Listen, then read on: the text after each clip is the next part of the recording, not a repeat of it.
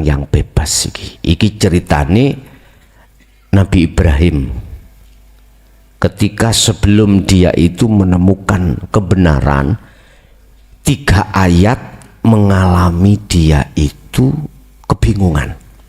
3 ayat mulai 76 sampai 76, 77, 78 dia bingung mencari Tuhannya. Malam hari ketemu bintang, dikira itu Tuhan. Ketemu lagi bulan, dikira itu Tuhan. Siang hari bertemu matahari, dikira itu Tuhan. Dikira itu Allahnya. Allah lah kok gak ono surup ngene, bengi yang ngono, bintang bulan kok gak ada. Oh, berarti bukan Tuhan. Dia kebingungan. Artinya dia masih dalam keadaan sesembahannya belum benar. Lah, di titik manakah kebenaran itu terjadi? Di titik manakah jenengan iki zikir yang bisa usul pada Allah? Ini jawabannya. Surat apa kemarin? Al-An'am ya, ayat 79. Sesungguhnya ku arahkan wajahku, roh ilo Pak, ke wajah Tuhanku, wajhiya lilladzi fataras samawati wal ard, yang Tuhanku itu zat hidup yang maha hidup, zat yang maha suci yaitu hidup, yang menciptakan dan menguasai samawat wal ard, jagat bumi, jasad ini, jagat langit rohania. Akhirnya sampai sekarang dibuat doa iftitah sebelum membaca Fatihah di dalam waktu lah gitu toh. Iku pendidikan sebetulnya. Jangan atimu ana wedhuse ngono lho karepe, tapi gak dijelasno ngono, gak pleki yon. Jangan hatimu menghadap wajah rohaniamu menghadap selain Allah karepe ngono. Tapi gak dijelasno ngono. Wis pokok salat.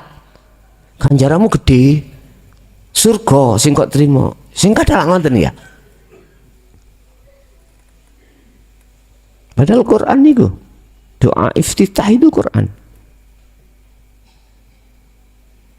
Al-An'am ayat pira mang? 79. Berarti titik kebenaran Nabi Ibrahim tentang masalah kemutlakan Tuhan, kebenaran di dalamnya itu terdapat di dalam surah Al-An'am ayat 79, yaitu ketika saat wajah ruhaniyahmu itu bertemu wajah Allah. Mana wajah ruhannya? Iman, rasa tadi, su'aul basirah ke ainul basirah di wajah Allah. Zat hidup itu bos, itu wajah Allah. Tatkala manusia sudah mengenal tauhid la ilaha illallah,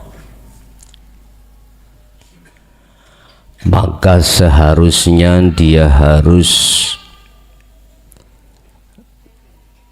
mengenal tauhid la ilaha illallah. Tatkala sudah mengenal la ilaha illallah, seharusnya mengenal la ilaha illa anta. tatkala sudah mengenal tauhid la ilaha illa anta, seharusnya menyempurnakan terhadap la ilaha illa ana. Cuman kebanyakan manusia tatkala dia indah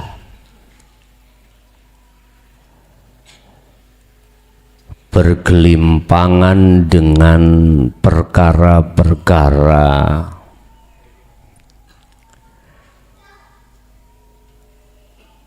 yang mengenakkan nafsunya tentang duniawiyah secara fisik atau materi, jarang mereka itu yang sadar. Sehingga ketika saat keenaan dia di posisi dunia secara materi, dia lalai terhadap tugas berikutnya, yaitu illa huwa, lalai. Karena memang dibikin nafsu seperti itu, dia akan selalu menghidangkan duniawiyah secara materi supaya dia lalai tugas berikutnya. Bahkan Allah sudah mengingatkan dalam satu ayat terkait hal ini. Materi apapun, anak, harta benda, tidak akan pernah bisa menolongmu, wahai orang-orang yang terbelenggu di dalam kehendaknya hawa nafsu. Semakin Anda tinggi nilai materimu, maka justru Anda semakin lalai. Dan ini sudah ditetapkan Allah di dalam satu ayat dalam Al-Quran, cuman saja mereka tidak memperhatikan. Membaca, mengartikan artinya iya, tapi tidak mau melaksanakan.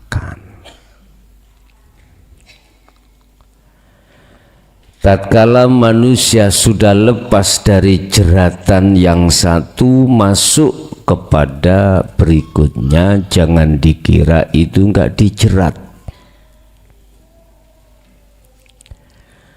Mereka yang sudah mengenal la ilaha illa huwa itu pun juga terjerat dengan duniawiyah non materi. Hal-hal yang berkenaan dengan dunia kasaf. Dunia kasaf.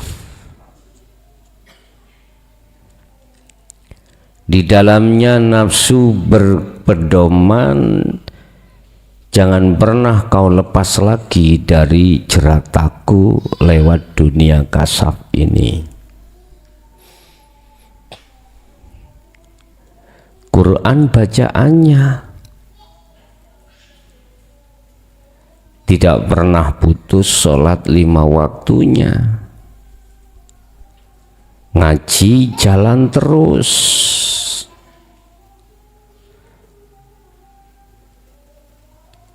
suluk jalan terus.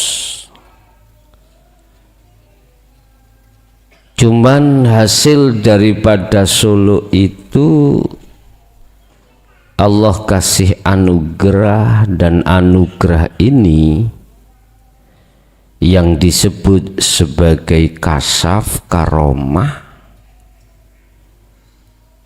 rata-rata beliau-beliau itu terjerat di situ. Ini biasanya golongan makom tajrid, ya, makom tajrid.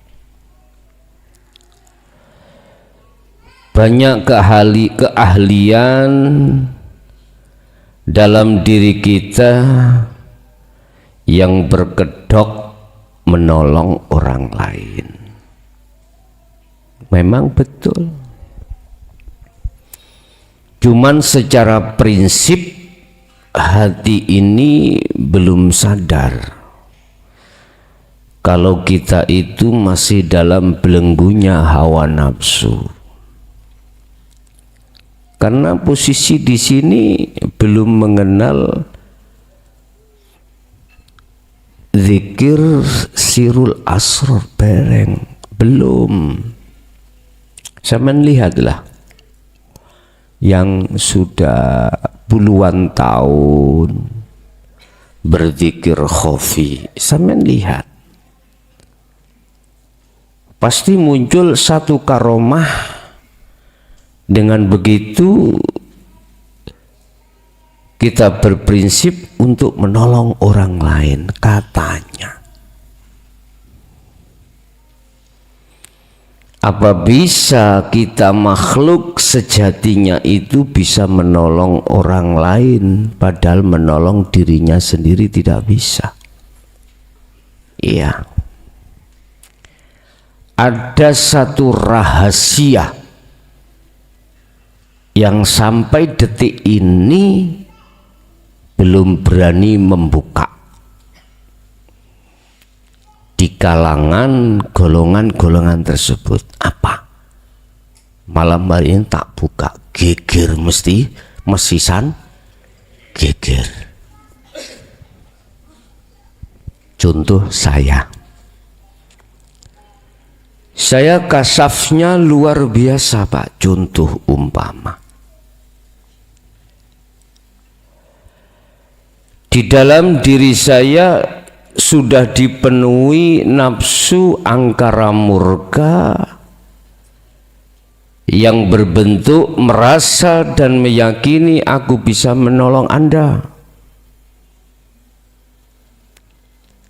Rahasia di situ dalam hati saya sendiri nggak bisa menolong diriku sendiri. Dari azab Allah berikutnya nggak bisa. Ini yang tidak pernah diakui. Tak buka pisan. Sebetulnya Anda mengatakan bahwasannya seakan-akan aku bisa menolong Anda, dan juga aku merasa diriku bisa menolong Anda. Tetapi satu rahasia yang tidak pernah aku buka, aku itu juga belum aman.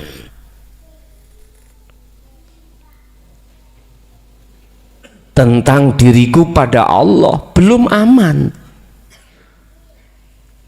Tapi terkesan seakan-akan di muka Anda aku ini yang maha hebat.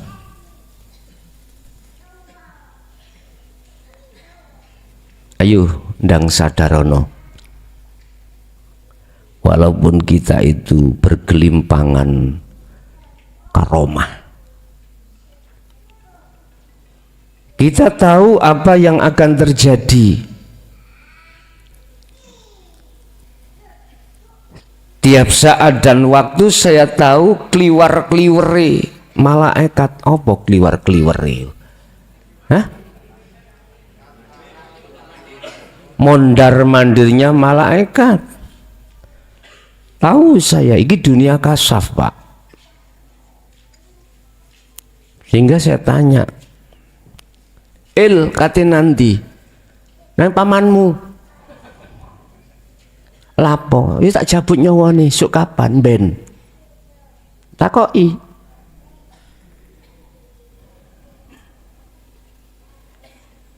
Akhirnya saya ngomong pada anak-anaknya paman yang disebut keponakan. Nih, pakmu aja nih gak ono, wis ndang mulya sing ono luar Jawa yang jauh. Kata siapa sih sampean niku, Cak? Ngono ya, Cak. Ponakan nek nyeluk aku kan Cacak ya. Udahlah Bulango, kowe gak ngerti aku maha kasap.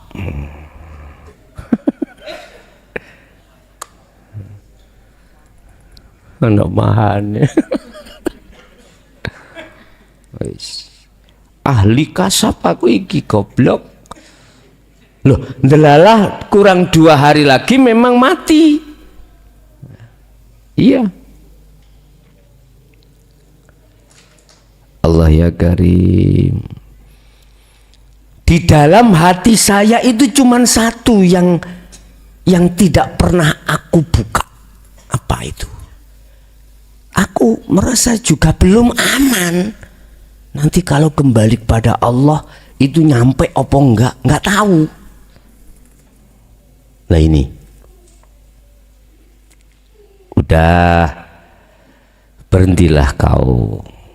Jangan ngibul. Tahu ngibul ya? Ngibuli umat jangan. Udah, sadaro bertobatlah. Fatalaqa Adamu mir Rabbi kalimatin fataba alaihi. Tobatlah, terimalah kalimat ini.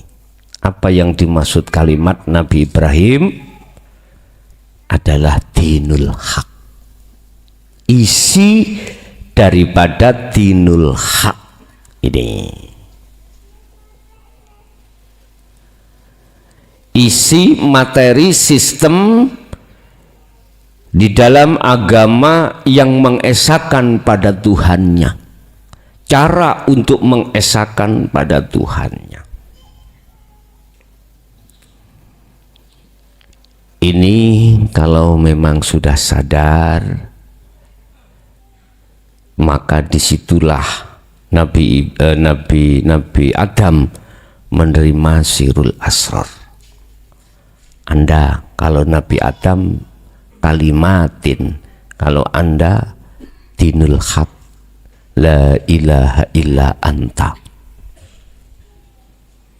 Sebab hanya lewat sirul asrar lah Anda akan masuk dalam hadis Rasulullah yang mengatakan anta budallaha ka'annaka taroh. Hanya mereka yang sudah memegang la ilaha illa anta, itu sirul asrar dzikirnya, yang merasa bahwasanya Allah itu dekat. Selalu sambung, Allah dekat, Allah yang melayani, Allah yang segala-galanya. Ini tidak diucap, tapi sudah masuk sistem itu di dalam hati. Bentuknya pengamalan, pempraktekan, akhirnya muncullah apa yang kukatakan setiap saat. Di pos pertama disebut rasa atau su'aul basiroh. Itu berarti nafsu olehnya menghalang-halangi, lepas. Sudah kita masuk di dunia sirul asrar. Lah disinilah Bapak Ibu, apa dunia kasyaf tadi yang dia kuasai pasti dia abaikan. Makanya ada yang memohon, Gus aku kepingin kasap. Tak takoi, lah kuwi wis kenal sirul asrar apa durung? Sampun nih, kula kepingin kasap, pingin nulung wong kae nang kae. He, awakmu anjlok. Tahu anjlok? Apa anjlok ya Pak? Turun, kamu turun lagi. Justru mereka yang sudah mengenal sirul asrar mesti mengabaikan dunia kasab, Pak. Diabaikan semuanya. Kadang-kadang ini sik melo ae. Padahal sudah dia jotak. Apa jotak itu, Pak? Gak direken alias diabaikan. Ada yang nguber ya Allah.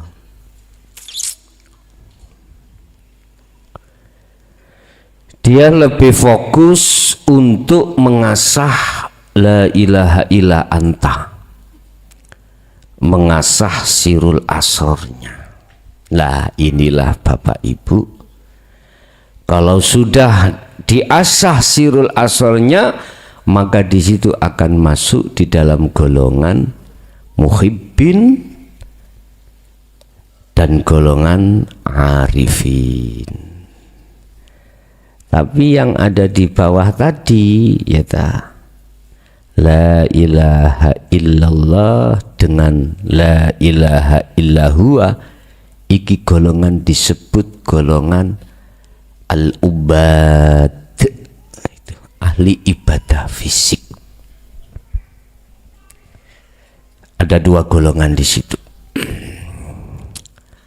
Ada golongan kaum iku hanya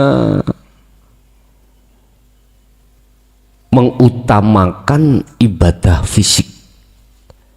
Ibadah ini disebut ibadatul jawareh, ibadah yang masih berbau fisik.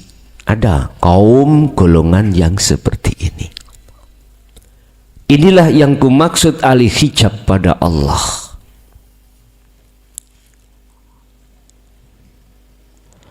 Ahli di mana dia mengorientasikan ibadahnya itu berkeyakinan akan memunculkan satu dampak yang disebut karomah, dan karomah itu yang dia bangga-banggakan. Dah, kaum yang seperti ini ada. Ada golongan kaum yang berikutnya disebut muhibbin al-arifin, sama dengan al-wasilun. Wasil, golongan yang hatinya sudah hanya bercinta pada Allah di atas segala-galanya, dan dia mengutamakan ibadah yang bongso, yang berbangsa ilahiyah, kerohanian. Ada yang seperti itu.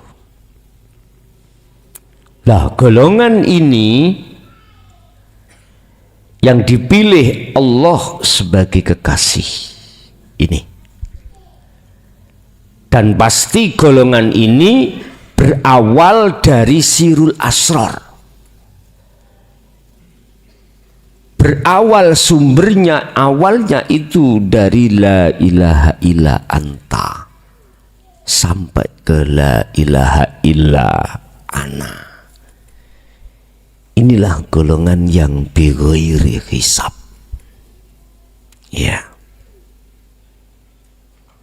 Golongan yang sudah menjadi patung. Tahu patung? Golongan yang sudah menetapkan keakuannya sebagai patung. Inilah maksud la haula wala quwata. Yes. Mesti akan muncul illa billah. Artinya akan muncul keakuan Allah dari segala aspek apapun. Baik yang muncul dari dirinya maupun dari makhluk lainnya. Pasti seperti itu. Inilah golongan sebetulnya disebut Islam, Muslim? Ya ini. Entah latar belakangmu itu dari Nasrani, dari Hindu, syariatnya dari Buddha, bahkan dari apa gandul itu? Dharma gandul, atau dari ilmu sejati, syariatnya terserah mereka ini. Tapi kalau sudah masuk di dalam la ilaha illa anta wa ana, inilah Islam yang sebenarnya. Jangan kau mengartikan Islam hanya satu sisi secara fisik. Jangan. Artikan Islam itu juga secara rohani. Ini.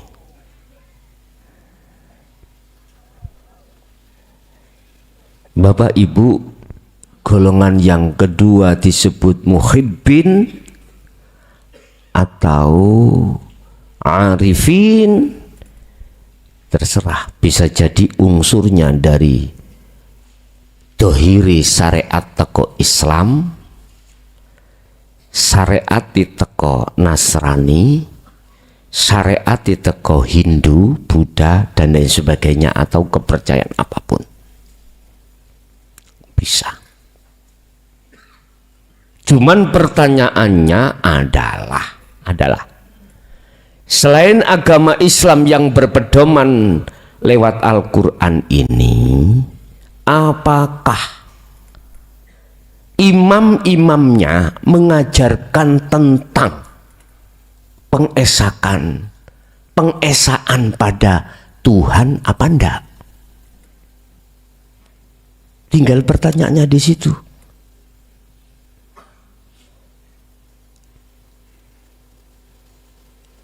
Ada enggak imam-imam panjenengan sampean itu mengarahkan pengesaan terhadap Tuhan? Aku yakin di dalam kitab-kitab yang sudah kau bawa masing-masing itu ranahnya ada. Cuman entah imamnya mengarahkan atau tidak. Tinggal itu aja. Siapa sih yang disebut Islam itu? Mungkin nanti kita akan membahas tentang ayat inna dina indallahil Islam, dan itu mungkin sudah kami jelaskan dulu, tapi saya dulu sudah lama itu.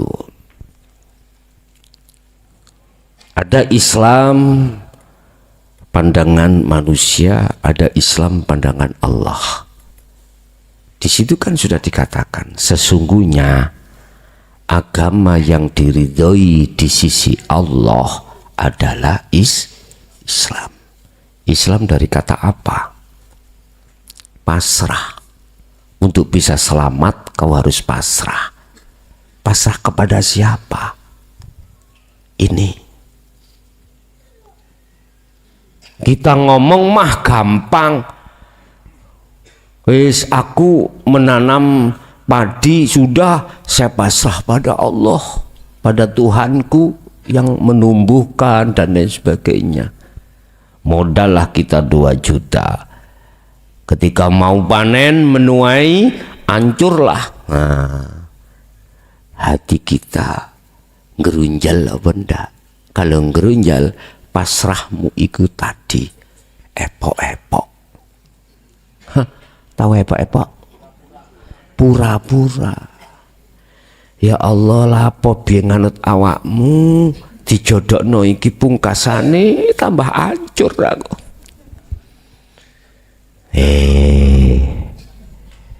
Pasrahmu model apa iku?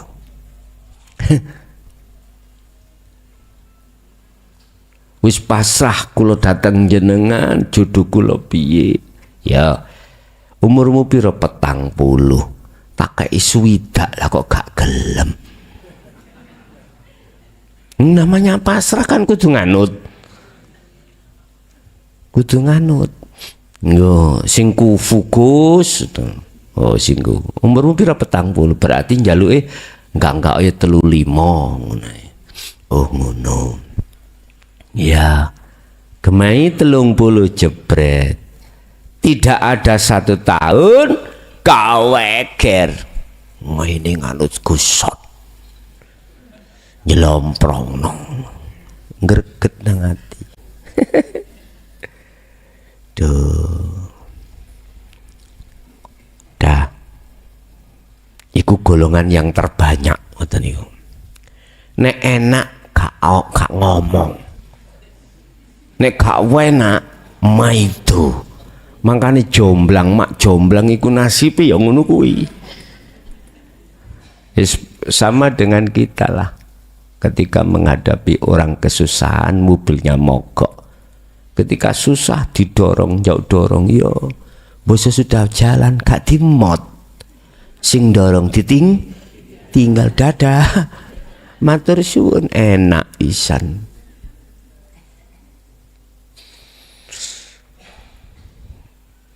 Bapak Ibu, jangan dikira ketika kita sudah bagus la ilaha illallahnya itu sudah bagus, belum. Jangan dikira kita sudah tekun ibadah jawareh la ilaha illahua kita sudah mengatakan kita bagus, belum bos. Kita kalau sudah masuk di dalam la ilaha illa anta, mulai membangun ruhaniyah sebenarnya ada di situ. Di mata Allah, syirik-syirik yang sudah bersemayam di dalam hati dengan sendirinya akan logrok seiring berjalannya Anda memfungsikan, mengamalkan dengan terus-menerus daripada fungsi sirul asar itu. Mulai guys, di mata Allah sudah bagus. Oleh sebab itu, pada kesempatan malam hari ini, waspadalah dari apa yang menjadi kepentingan nafsu itu. Sesungguhnya nafsu itu tidak hanya bersarang di dalam perilaku jelek secara fisik, tapi juga perilaku bagus secara fisik. Makalah 78 ya. Qala musannifu rahimahullah, qaumun aqamahumul haq li khidmatihi wa qaumun ikhtassahum bimahabbatihi ila akhirih. Kaum golongan manusia itu ada 2. Ada golongan kaum itu poliku mentok, dia itu melakukan ibadah secara jawareh jasmania, tidak mengindahkan bagaimana ibadah secara ruhaniah. Kaum yang seperti ini Bapak Ibu secara fisik patuh dengan hukum syariah, meninggalkan larangan apa yang dilarang, menjalankan perintah apa yang diperintah secara fisik. Sholat 5 waktu, zakat, puasa, haji, fisik semuanya dilakukan oleh fisik. Makanya Anda jangan gelo, jangan kecewa jikalau gak bisa budal haji secara fisik. Ojo gelo. Memang aturan ini sekarang itu 30 sampai 40 tahun masa menunggu. Urusan alasannya kebanyakan kuota berita yang kita terima dari pemerintah, yes kita terima. Nah kalau kau ingin cepat, ya dadi Raden Samba, nurus bumi. Jadi teko Indonesia mlebu bumi sret, ngerombol langsung metu nang ngene Mekah kono. Iku Raden Samba. Dulu kan ada sandiwara sahur sepuh, nggih, Raden Samba. Atau dadi kaji nunut Jombang biyen ya. Eling wonten kaji nun iku. Jadi petugas maskapai bandara itu nggak tahu kalau ada orang nyelonong melebu lah ngono nggih. Jombang eling tahun berapa itu? Pernah kok iku viral kok. Viral ya. Tahu-tahu sudah ada di King Abdul Aziz kono. Loh, ono kewan ya, ono kewan. Ono menungso ngene. Ngapunten. Ada manusia. Data-data diminta nggak bisa menunjukkan data. Akhirnya ning Jawa Pos disebut kaji nunut. Nggak apa-apa. Ya kita ikuti proses saya, entah ini 30 tahun ya 30 tahun. Bila mana kedaulan mati disi, itu namanya geblage mbing. Nah lho, kula niku pun swidak ngenteni 30 90. Lah nanti apa gak nduyak-nduyuk.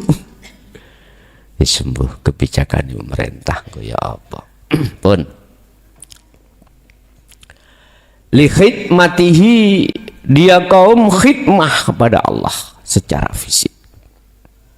Khidmah. Dia dasar hukum, payung hukumnya la ilaha illa anta, la ilaha illallah dan huwa. Udah, ini proses. Oleh sebab itu wahai Anda kaum yang ada di situ, naiklah ke selanjutnya. Wa qaumun ikhtassahum bimahabbatihi. Jadilah kaum yang sebagai kekasih Allah. Otomatis dia harus terima zikir tanpa suara, tanpa rupa, tanpa lafat, bila suarin wa kalamin wa lafzin. Ini yang kukatakan sebagai zikir sirul asrar di dalam Al-Quranul Qadim, tapi di dalam kitab Hikam ini nanti disebut zikir hakiki. Nanti ada penjelasan zikir hakiki, di mana zikir hanya berjalan lewat iman atau rasa, terus sampai terhadap bertemu Allah. Lah golongan yang kedua ini Bapak Ibu, dia mengutamakan hukum hakikat, hukum yang sudah ditentukan di dalam hakikat atau di dalam hukum ketauhidannya dia tentukan apa utamakan. Jadi sebelum dia melihat menjalankan hukum syariah, dia itu memperhatikan hukum hakikat dulu. Akhlak, etika secara ilahiyah dia utamakan. Kalau sudah menghadap pada Allah,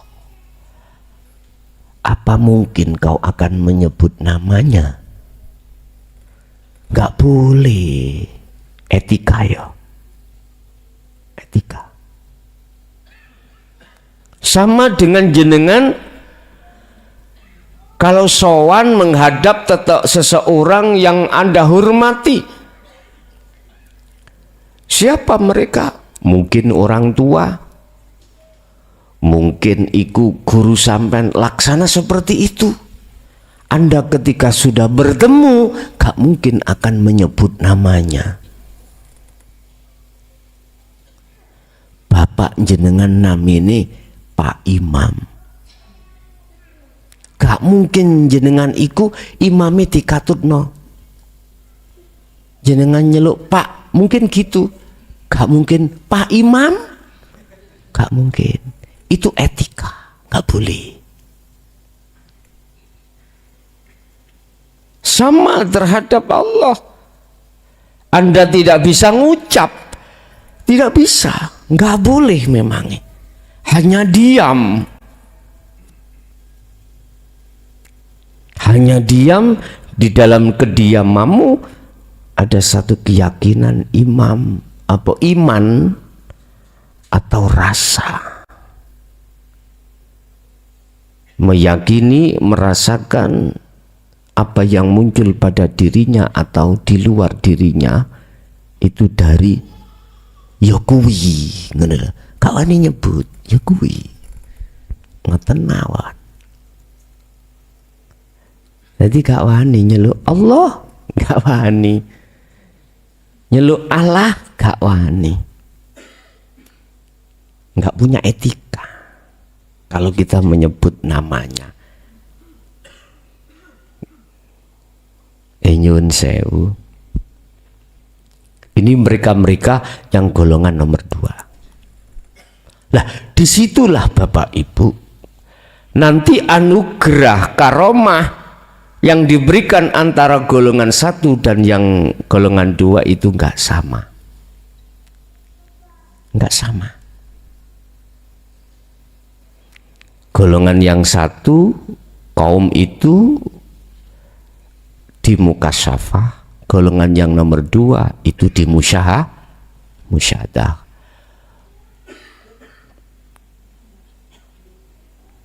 Qallama takunul waridatul ilahiyah illa baghdatan li'alla yadda'iyaha al-ibadu biwujudil isti'dad. Yang namanya waridat jamak dugi warid, Allah ketika menghadirkan terhadap si man orang tersebut, datangnya itu baghdatan. Al-ilahiyah illa baghdatan, datangnya warid secara ilahiyah dari Allah itu datangnya itu mengagetkan, tiba-tiba alias tidak ada persiapan. Padahal secara teori Allah katakan warid itu akan datang ketika saat kau istiqomah berwirid.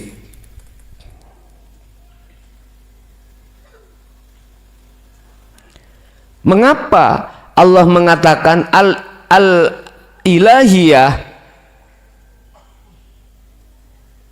illa baghdatan, datangnya itu tiba-tiba, iku supaya Anda tidak mempunyai iman, kata Allah. Datangnya sebab wirid, enggak.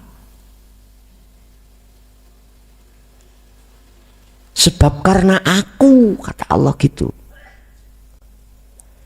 Biar jenengan iku tidak ngendel-ngendel nih, iktimat.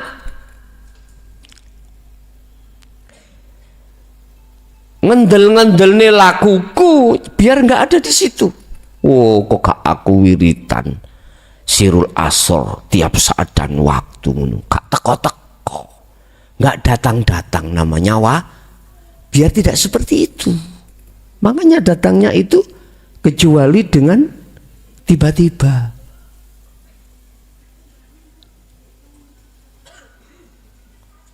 Gak mesti ketika saat posisi kita itu berzikir, Enggak seperti itu. Kadang-kadang juga iya, kadang-kadang juga tidak. Tetapi apa maksudnya makalah ini? Yang 79, karena supaya si salik itu ben gak kecantolan iktimat. Apa iktimat? Ngendel-ngendel no yen iki lakuku sebab iki Gusti Allah nekakno warid. Memang secara sistem ada kaitannya antara warid dengan wirid. Memang secara sistem keilmuan antara ijabah Allah itu ada kaitannya dengan doa. Ngemis sih loh Pak, doa Pak. Tahu ngemis? Meminta. Tetapi dibantah oleh Allah. Aku tidak membuat perbendaraan. Apa yang kuberikan itu tidak ada perbendaraan dengan yang lain. Artinya tidak sebab atas permintaanmu.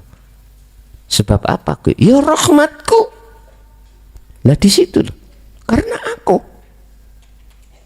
Iku semata-mata Anda ketika saat berdoa atau berwirid, iku cek endang lepas sifat keakuane si salik, dan atau supaya si salik biar lekas jadi patung, lekas menjadi patung. La haula wala quwata. Tidak punya daya upaya apapun Anda, usaha ikhtiar apapun nggak bisa, nggak ada. Manusia itu bisa usaha, bisa ikhtiar, nggak ada ceritanya, nggak ada. Sudah jelas, illa billah. Datangnya semuanya itu semata-mata datangnya dari Allah. Manusia nggak bisa. Ya kono doa ditekuni, ikhtiar yo. Ngenangan tak? Iku kaum sing ono nisor wau, Pak. Ono nisor.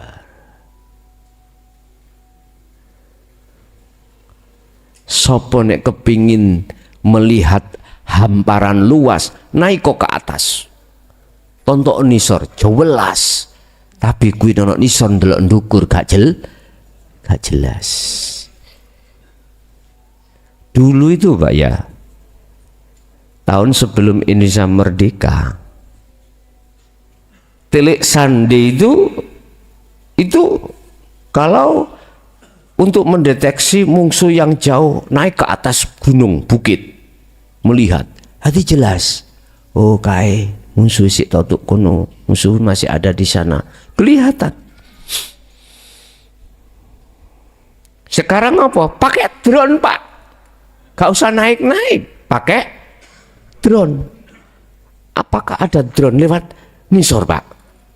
Ndukur, nontok musuh kelihatan semuanya. Ini taktik berperang Pak. Kau bila mana ingin menang dalam pertempuran, satu, harus menguasai medan. Ini modal pertama. Dan yang nomor dua, kau harus tahu posisimu, posisi musuhmu di mana. Yang terakhir, senjata. Lah, senjatamu dibedilno cuman 100 meter. Ya jangan bedil musuhmu kalau masih 200, percuma buang-buang amunisi. Nah terus bagaimana? Ya pakai senjata yang ini lebih dari 200 meter. Ini kan taktik perang aja. Taktik perang. Bapak Ibu, sekarang kita fokus membahas tentang muhibbin dan atau arifin. golongan muhibbin. Muhibbin ini siapa tuh? Golongan yang hatinya itu cintanya hanya pada Allah. Secara fisik walaupun dia bercinta, mencintai anak istri, itu tidak bisa mengalahkan cintanya rohanianya pada Allah. Selalu mengutamakan apa yang diperintahkan oleh Tuhannya pada dia. Apa? Tolaba, wajib si salik untuk selalu mengarah condongkan, menghadapkan wajahnya, ruhnya terhadap wajah Allah. Ini udah, ini nggak bisa ditawar. Surat apa? Al-An'am kemarin. Ini wajah tu wajhiya lilladzi fataras samawati wal ard hanifan wa ma ana minal musyrikin. Iki orang yang bebas iki ceritane Nabi Ibrahim ketika sebelum dia itu menemukan kebenaran. 3 ayat mengalami dia itu kebingungan. 3 ayat mulai 76 sampai 76, 77, 78 dia bingung mencari Tuhannya. Malam hari ketemu bintang dikira itu Tuhan, ketemu lagi bulan dikira itu Tuhan, siang hari bertemu matahari dikira itu Tuhan, dikira itu Allahnya. Allah lah kok gak ono surup ngene, bengi yang ngono, bintang bulan kok gak ada. Oh berarti bukan Tuhan. Dia kebingungan. Artinya dia masih dalam keadaan sesembahannya belum benar. Lah di titik manakah kebenaran itu terjadi? Di titik manakah jenengan iki zikir yang bisa usul pada Allah? Ini jawabannya. Surat apa kemarin? Al-An'am ya, ayat 79. Sesungguhnya ku arahkan wajahku, roh ilo pak, ke wajah Tuhanku, wajhiya lilladzi fataras samawati wal ard, yang Tuhanku itu zat hidup yang maha hidup, zat yang maha suci yaitu hidup, yang menciptakan dan menguasai samawat wal ard, jagat bumi, jasad ini, jagat langit rohania. Akhirnya sampai sekarang dibuat doa iftitah sebelum membaca Fatihah di dalam waktu lah gitu toh. Iku pendidikan sebetulnya. Jangan atimu ana wedhuse ngono lho karepe, tapi gak dijelasno ngono, gak pleki yon.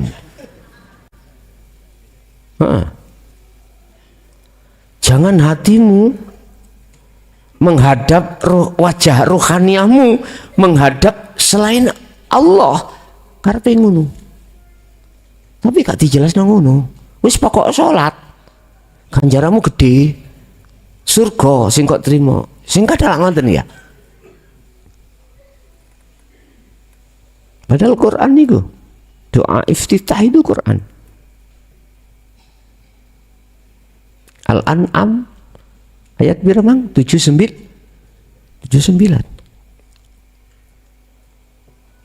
Berarti titik kebenaran Nabi Ibrahim tentang masalah kemutlakan Tuhan, kebenaran di dalamnya itu terdapat di dalam surah Al-An'am ayat 79, yaitu ketika saat wajah ruhaniyahmu itu bertemu wajah Allah.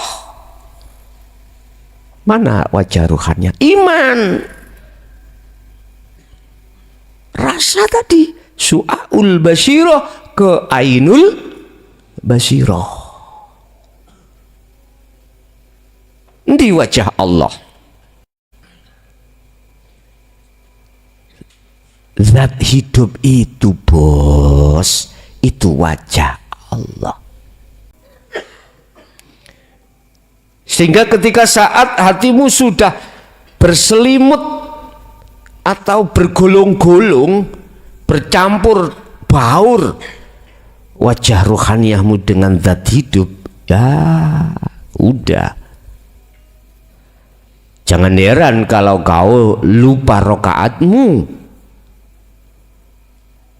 lupa rukun sholatmu, syariat,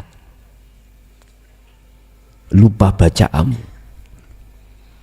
Karena disitulah ruhaniyahmu itu, hatimu terbuai dengan nikmat yang tidak pernah kau alami sebelumnya.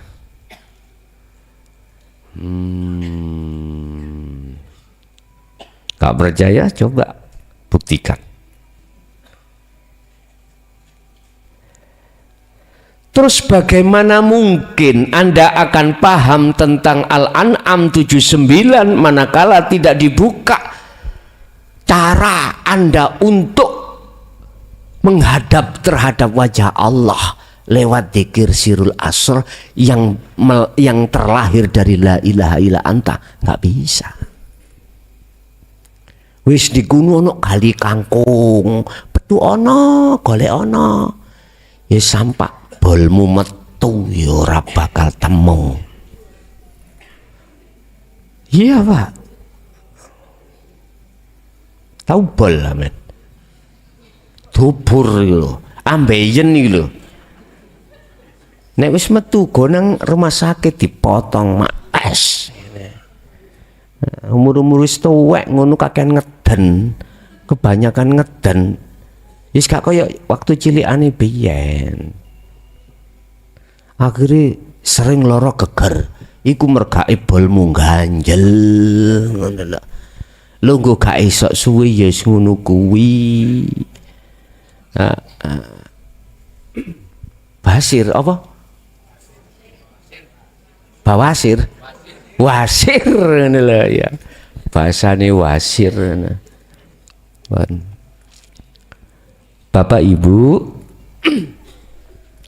ini memang sudah tatanan sunatul Rasul, sunatullah. Oke. Cuman sadaro sedikitlah wahai manusia, Anda itu nanti akan kembali kemana? Sadaro,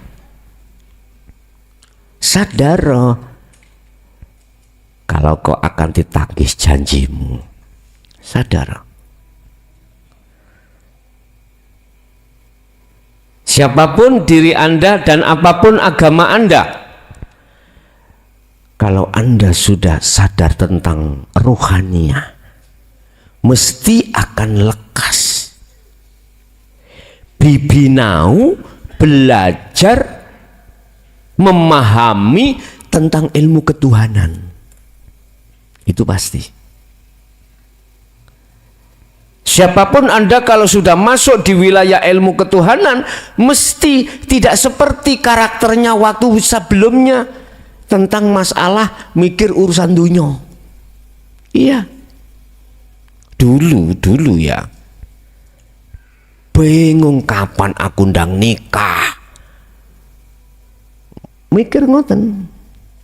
Jangankan Anda, orang tua Anda aja bingung. Nek punya anak sudah umur 25-30 belum nikah-nikah, apalagi anaknya perempuan. Kata orang Jawa, punya anak perempuan itu laksana ancik-ancik ndukure ri. Apa ancik-ancik iku, Pak? berdiri di atas duri. Iya, orang Jawa. Padahal kau tidak sadar jodoh itu siapa yang mendatangkan. Iya, kus beban mental, teman-temannya sudah punya anak 2, 3. Anakku belum.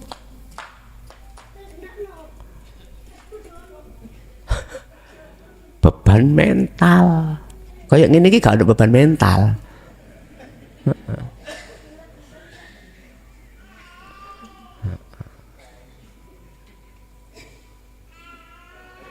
Bapak Ibu, nyun sewu, kita tidak mungkin, kita hanya melihat satu sisi. Oh, kau wis oleh jodoh di anak enak. Hehe, cari sopo nemen remeki sing yo ati gelek kesusahan. Nah, ngoten. Kadang-kadang ada istilah trauma, Bu nggih. Trauma, wis gak kenal wong lanang, kabeh wong lanang gapleki. Mbau cuit tok, janji-janji nyatane ora. Wis dikenal. Nyun sewu kula pun trauma. Ada orang perempuan seperti itu, ada. Ada Pak Bu. Sampai tua nggak mau nikah. Sebab pernah ngalami nikah yang seperti itu. Ada yang belum nikah karena memang trauma mendengar temannya ketika nikah seperti itu. Ojo nikah, temen loh. Waktu babaran toh Pak, toh nyowo. Lawara. Nggih Bu nggih? Bahaya. Kula mboten mentolo nek nguwasi wong wedok babaran niku. Tapi aneh. Napa nek bar ngono kok sik njaluk maneh. Allah memang sengaja melupakan rasa sakit ketika saat jenengan dihubungi kali suami jenengan. Rasa eling sakit itu hilang kan.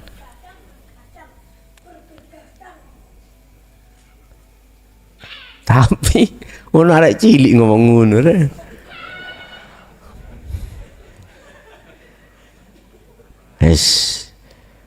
Bon, balik kembali ke permasalahan kita, materi kita.